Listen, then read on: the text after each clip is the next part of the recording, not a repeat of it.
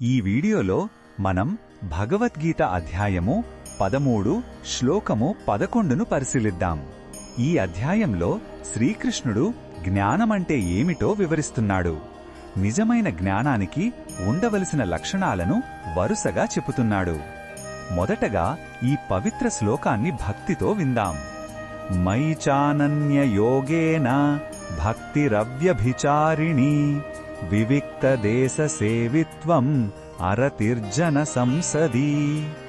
ఈ శ్లోకం అర్థమేమిటంటే శ్రీకృష్ణుడు ఇలా అంటున్నాడు, నాయందు అనన్యమైన అంటే చెదరని భక్తి కలిగి ఉండటం, ఏకాంత ప్రదేశాలలో నివసించడానికి ఇష్టపడటం మరియు ప్రాపంచిక విషయాలపై ఆసక్తి ఉన్న జనసమూహాలకు దూరంగా ఉండటం కూడా జ్ఞానంలో భాగమే.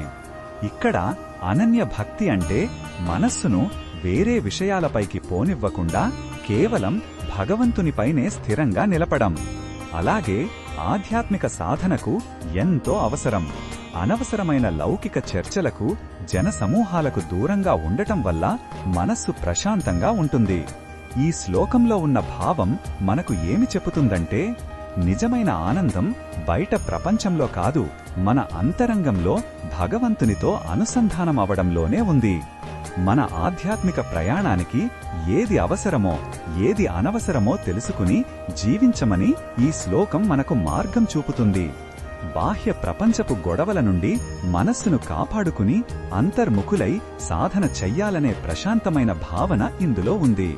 ఈ బోధనను మన దైనందిన జీవితంలో ఎలా ఉపయోగించుకోవచ్చంటే, మనం మన కుటుంబ బాధ్యతలను వదిలేయాల్సిన అవసరం లేదు, కానీ ప్రతిరోజు కొంత సమయం ఏకాంతంగా గడపాలి.